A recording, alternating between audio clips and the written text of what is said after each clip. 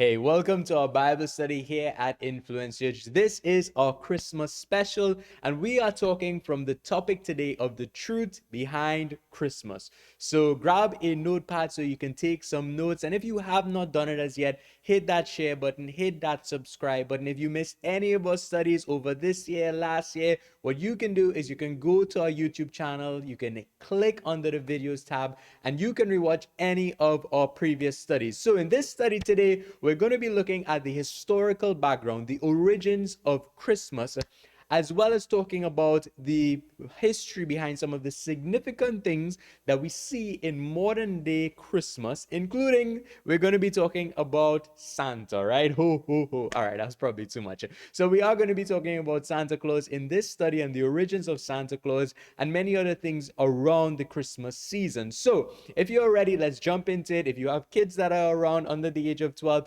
you might want to cover their ears. We're going to get to the truth about Christmas today. So many people say that Christmas is a pagan holiday, and so there are some communities, Christian and even non-Christian, that do not celebrate Christmas at all because they say the origins are pagan. They say that Jesus was not born on December the 25th. And then we have the opposite where the mass majority of our society celebrates Christmas in one form or the other. Some mainstream forms of Christianity, or most mainstream forms of Christianity, celebrate the birth of Jesus Christ. And today we're going to kind of unravel both sides and see what biblically we can be guided by and how we should celebrate, if we should celebrate Christmas at all. All right, so we're getting to the truth. The truth is important. The truth will set us free. So, historical background. So, journey with me as we talk about the historical background of Christmas. So, in Rome, where winters were not as harsh as those in the far north, there was a holiday in honor of Saturn, which is the god of agriculture. And this holiday was called Saturnalia.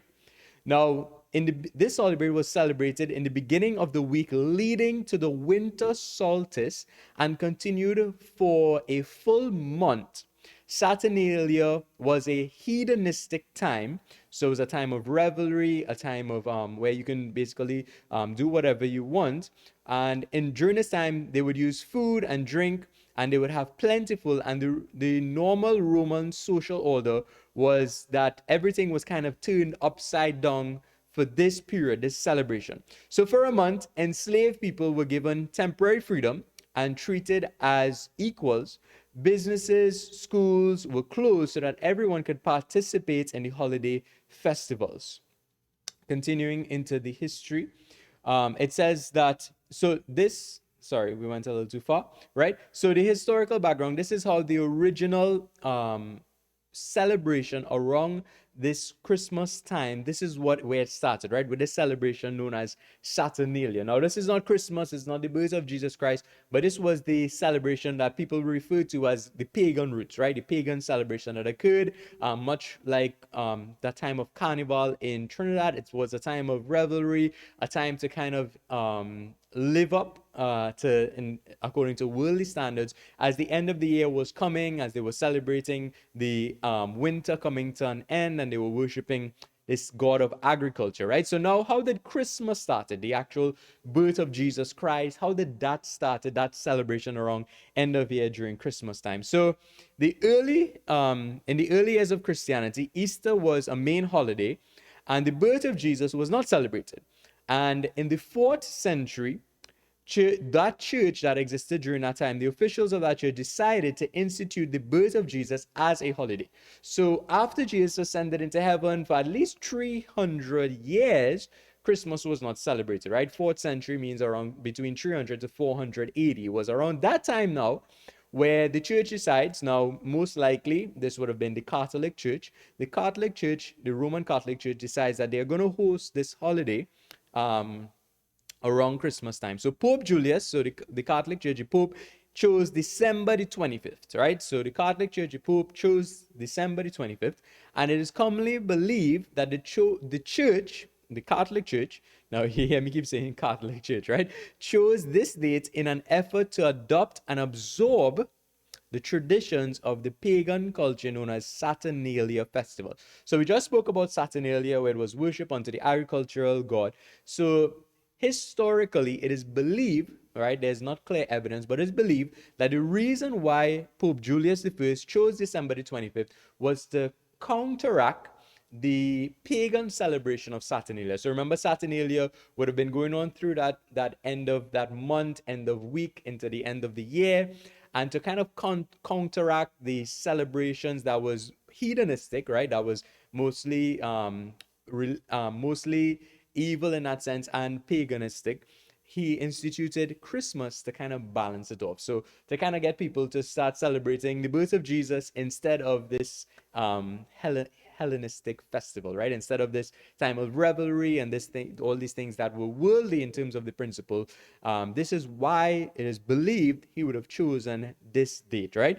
So by holding Christmas at the same time as traditional winter solstice festivals, church leaders increased the chances that Christmas would be popularly embraced, which we see right now in our modern day culture. It has been really embraced by the world by extension, but the trade-off by choosing this date is while the world adopted it and it's popular, it gave up the ability to dictate how it was celebrated. So this is where we come to this place now where modern day Christmas has now a mixture of a lot of pagan or worldly traditions, as well as this celebration of the birth of Jesus Christ. So, because they chose this day to counteract this celebration of this pagan god, the winter solstice, Saturnalia, they also had a mixture of both celebrations kind of now merging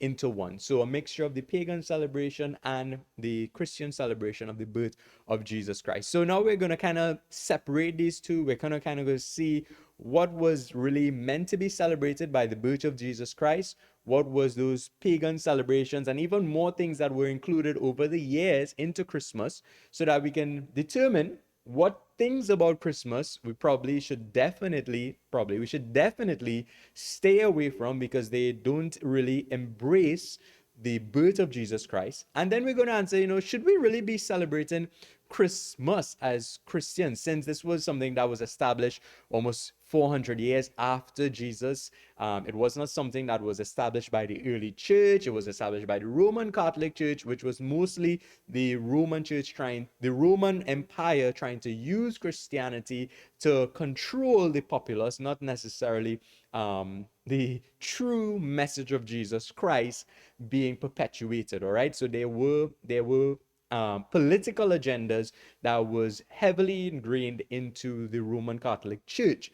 Now, what does that leave us with, right? Let's move forward and let's answer this first question. When was Jesus actually born, right?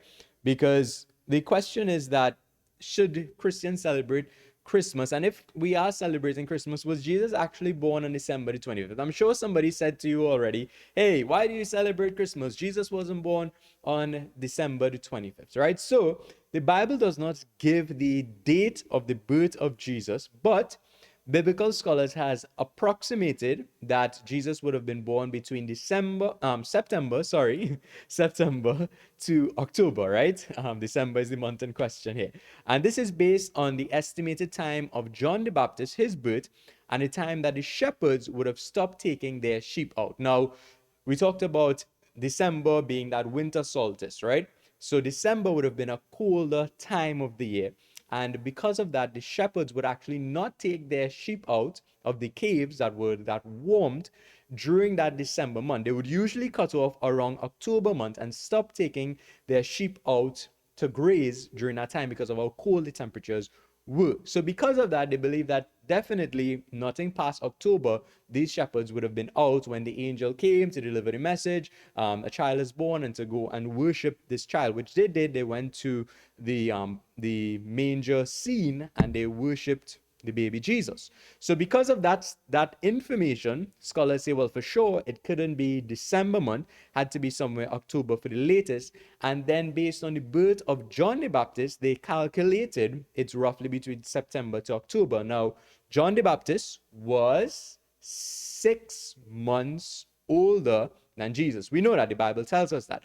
And based on the time of the prophecy given to Zacharias, and based on the season when he would have gone into the temple and he would have then been mute for a few months. Based on those calculations, this is where biblical scholars come up now. Well, based on the 6 months difference between Jesus and John the Baptist, and based on the fact that the shepherds were there at the manger scene, biblically they were out with their sheep and they wouldn't be out during December time, they've calculated that it's roughly between September to October. But they do not know the exact date because the Bible does not tell us the exact date of the birth of Jesus Christ. Now, I feel as though that would have been some important information for the Bible to give us. I mean, the Bible gives us full genealogy of Jesus Christ from Adam to Jesus. That's a lot of information, but not the birth date of Jesus Christ, right? Even in terms of his age upon death, that is calculated. It's not really written in the Bible. The time he started his ministry at the age of 30, again, that is calculated based on information in the Bible, but it's not clearly stated. So these numbers weren't really significant for the authors of the New Testament, whether it was the four first Gospels, Matthew, Mark, Luke, and John, or Paul the Apostle, any of the other authors, the brothers of Jesus, James, who wrote as well. It wasn't important, or they didn't see value in writing the actual birthday of Jesus Christ. So we don't know when Jesus was born, but hold on, we're not drawing any conclusions. Let's continue talking about Christmas. So we established we don't know exactly when Jesus was born, right? So moving along, another popular inclusion into Christmas is Santa Claus, right?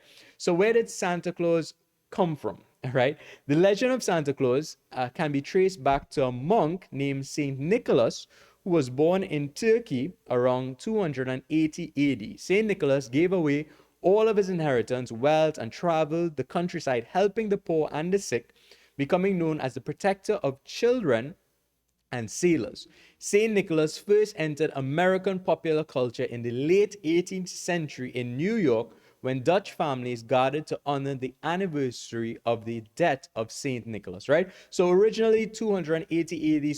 So Santa Claus actually predates the celebration of the birth of Jesus Christ, right? Because the birth of Jesus Christ first started in the 4th century, between 300 and 400 AD, and St. Nicholas, this myth of St. Nicholas, first started in 280 AD. However, the celebration of Santa Claus really only started in the 18th century. So that's roughly about 300 years ago, all right? Less than 300 years ago, right? So just about that time, Santa Claus became popular, and obviously the story has been very much exaggerated, a lot of mythology, but the original story behind it comes from Saint Nicholas, who actually was someone that gave gifts and helped the poor, which was something tremendous that he did. But he was human, and obviously we know that this story, every adult, I hope, would know that this story of Santa Claus is myth, all right? No truth behind it, and it has zero relation whatsoever to the birth of Jesus Christ. None whatsoever. So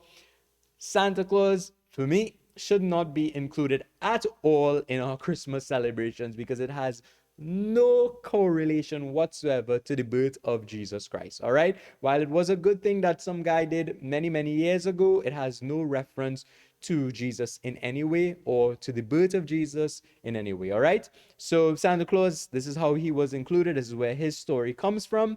Continue along. Christmas trees. Now, I know a lot of folks love their Christmas trees.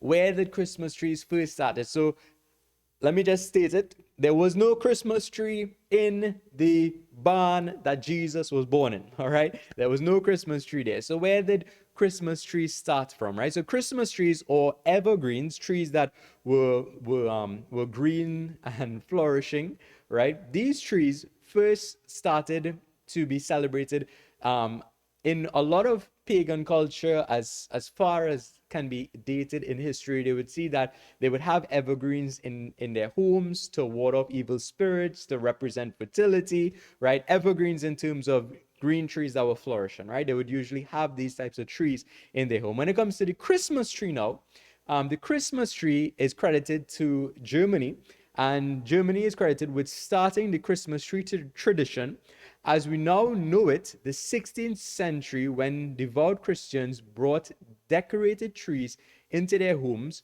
Some built Christmas pyramids of wood and decorated them with evergreens and candles. If wood was scarce, it was widely held belief that Martin Luther, the 16th century Protestant reformer, first added lighted candles to a tree, right? So Martin Luther, he was the one that did something very significant when it comes to us having access to the Bible, because he was the one that got the copies of the original manuscripts of the Bible and distributed it to the populace when it was actually restricted by the Catholic Church, and only the Pope and those that served in the clergy were allowed to actually have access to the Bible, right? So Martin Luther did something significant. When he did that, it changed a lot of things historically, because people were finally able, at least in Western Christianity, to see and read what the Bible actually said, right? So this means that West, East, Eastern, Western, yeah, European, American, these parts. My geography isn't so good. East, West, whatever, right? So this is what Martin Luther did, right? So, in terms of being a significant person in the Christian community, and he was the one that first kind of started this Christmas tree, where he used candles and placed it on a tree to celebrate Christmas. So, the reason he did this is he kind of had a vision of a lighted tree during that Christmas season, and he decided that he was going to do the same thing. Does it have any direct relation to Christmas? Is it biblical in any way? No, he just decided he would do it, and well, it became even more popular in 1846 when the royal family, Queen Victoria and a German Prince Albert, were sketched in an illustrated London news standing with their children around the Christmas tree. So when they did it, that is when it really became extremely popular, right? And unlike the previous royal family, Victoria was very popular with her subjects, and what was done at court immediately became fashionable, not only in Britain, but with fashion conscious East Coast American society. So I guess we get the answer, right? It's East, not West, right? East. This is how the Christmas tree had arrived and really became something popular during Christmas time. So did it have roots in early Christianity? No, it did not. Does it have somewhat of a evil meaning behind it, or pagan roots? It does not. However, it at the same time, it is not tied to the birth of Jesus Christ in any way. It was something that Martin Luther decided to do, and while he was a Christian and a very significant person in the Christian community, um, this was something that he personally chose to do, and then people followed along. So it's not something that you have to do in celebration of Jesus Christ. Thou must have it a Christmas tree it in those home it to celebrate the birth of Jesus Christ. No, it's not like that. It's just something that they chose to do, and it became popular, right? So that is the Christmas tree. What else you guys want to talk about today? Right, so this is the original sketch that made the Christmas tree popular. There's Queen Victoria and Prince Albert in that sketch, right? So, gift giving. When did gift giving start? Well, it started with the wise men. Gift giving started around 336 CE, right? And the date of December the 21st appeared to have become established as the day of Jesus' birth. The tradition of gift giving was tied to the story of the biblical magi's giving gifts to baby Jesus, right? So it was tied to that. It didn't start immediately after Jesus ascended into heaven. It started roughly around that same time. Christmas was established around 300 to 400 AD, right? And the giving of gifts together with the biblical magi giving to baby Jesus as the wise men, also together with the story of Saint Nicholas, which is Santa Claus, a 4th century Christian bishop and gift giver, it slowly became a part of Christian celebrations in countries such as the United Kingdom. So the popularity of gift giving actually was a combination of the wise men and actually Saint Nicholas, right? Not the Santa Claus story that was then perpetuated and that myth that then grew, right? So this is how gift giving came about. It came about after Jesus' birth. Where does that leave us? What does the Bible actually say about the original birth of Jesus Christ? So there was no Christmas trees. We established that. There were no Santa Claus. We established that.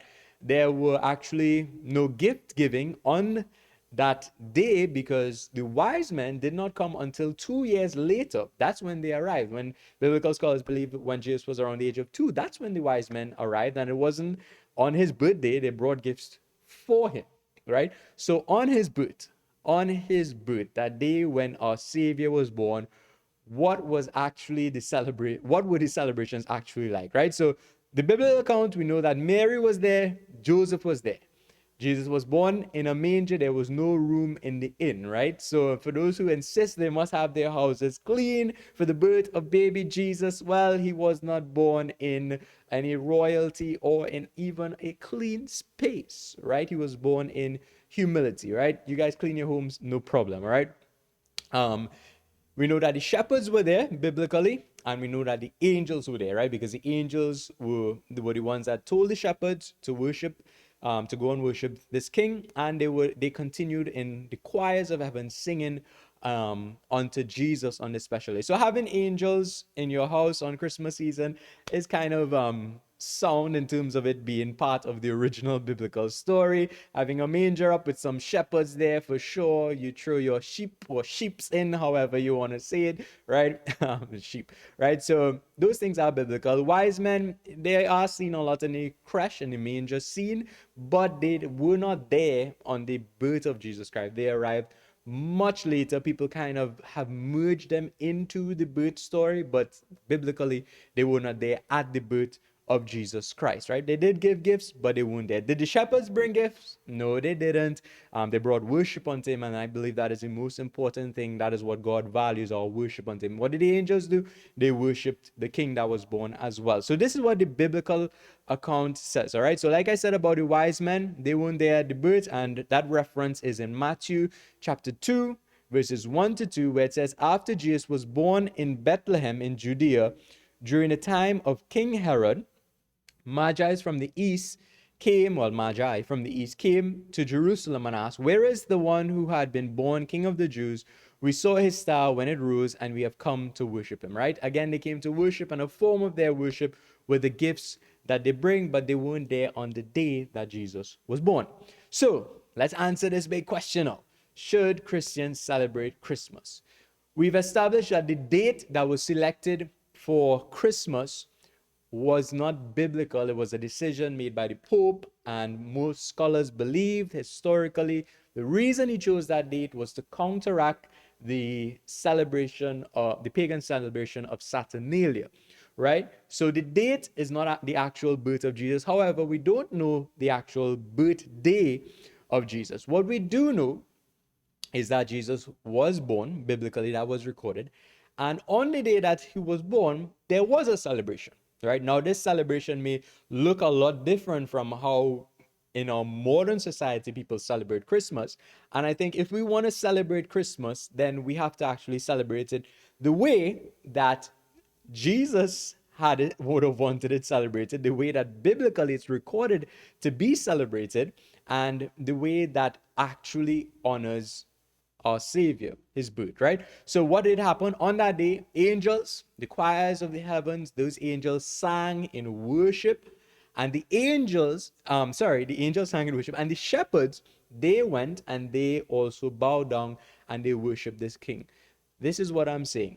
If you're going to celebrate the birth of Jesus Christ, as we should do at every time and every moment, it should be a season and a day, right, that we spend in worship unto God. So if your Christmas day isn't a time to worship Jesus, then you aren't really celebrating biblical Christmas, if that's your approach. You are celebrating modern day Christmas, and that's just a perpetuated holiday that is there in our season, much like a lot of mixture of paganism and different things depending on which part of the world you live in. And turned out a lot of alcoholism and revelry is included in the Christmas holiday, which is a byproduct of that celebration of Saturnalia and how that origin started, right? So when it comes to the celebration, if you are going to celebrate Christmas, it must be worship unto Jesus. Gift giving, if that's your way of celebrating your family or honoring them as it's like coming to the end of the year, uh, fine. But when it comes to honoring Jesus, you ought to give to him in worship. The most valuable thing unto God is worship, and worship is in different forms. You can worship God in your in verbally. You can worship God in your lifestyle. You can worship God in how you treat others. You can worship God in your giving. There are many different aspects to worship, right? The wise men, they gave gifts as a form of worship. The angels, they sang as a form of worship. The wise men, they bowed down, and that was their form of worship. So there are many different forms of worship, and that's something that I'm not going to get too much into. But what I want you to understand is, if you're going to celebrate Christmas as it was originally intended in terms of the birth of Jesus Christ, this is how you celebrate Christmas. So it's not about having that Christmas tree. It's not about Santa Claus. It's not about the decorations. It's not about the cleaning. These things actually are not in celebration of Jesus Christ. I'm not saying that you can't do those things. You can clean your house, right? No problem. You can decorate if you want it to look nice. The Santa Claus, right? But for me, I believe that Christmas is a redeemable celebration. What do I mean by that? While the historical reason for this date of December the 25th was chosen to counteract the pagan celebration, I do believe that celebrating the birth of Jesus Christ is biblical, because we see the angels celebrate the birth of Jesus Christ. We see the shepherds celebrate the birth of Jesus Christ. And the wise men, they do celebrate the birth even though they are 2 years late. All right. So biblically, I don't see anything wrong with celebrating the birth of Jesus Christ by worshiping Jesus. All right.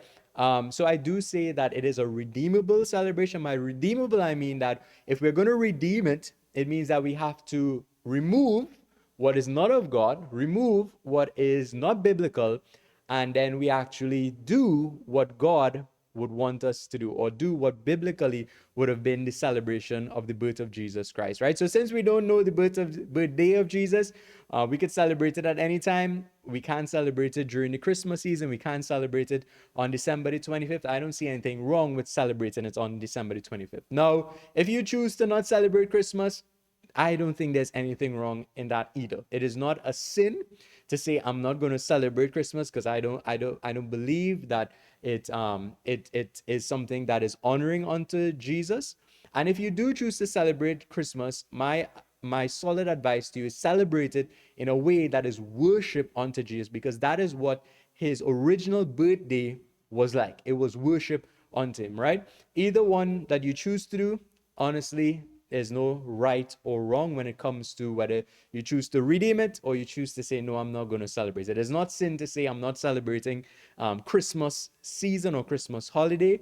And again, if you are going to celebrate it, you have to make sure that you don't enter into sinful behavior, but you actually worship Jesus in your Christmas celebrations, right? You actually put God first, seek his presence. You actually worship him this Christmas in your Christmas celebration. So that kind of brings us to the end of our study today on should Christians celebrate Christmas. Maybe you have questions, you can put it in the comment section. I would love to answer your questions. This is our last study for 2022. We will start again in 2023 with our Bible studies.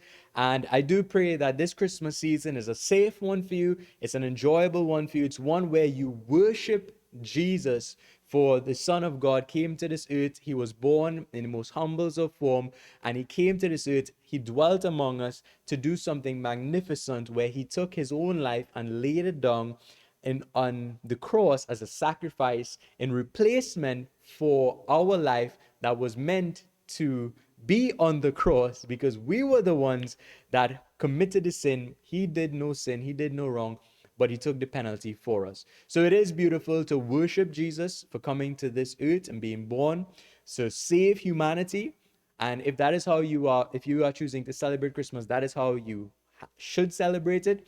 If you're not celebrating Christmas, that's fine as well. Right now, I think Christmas is a perfect time to evangelize. People are sensitive about the Christmas season, about the birth of Jesus. So I think it's a prime opportunity for Christians and for the church to tell people, hey, this is what Christmas is really about. It's not about Santa Claus. It's not about gifts. It's not about the tree.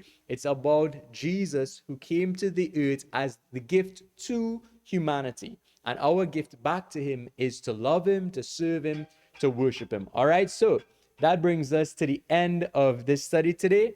And I do pray that you enjoy the rest of the day. If you're viewing this at day, enjoy the rest of the night. If you're doing this at night, viewing this at night, God bless you.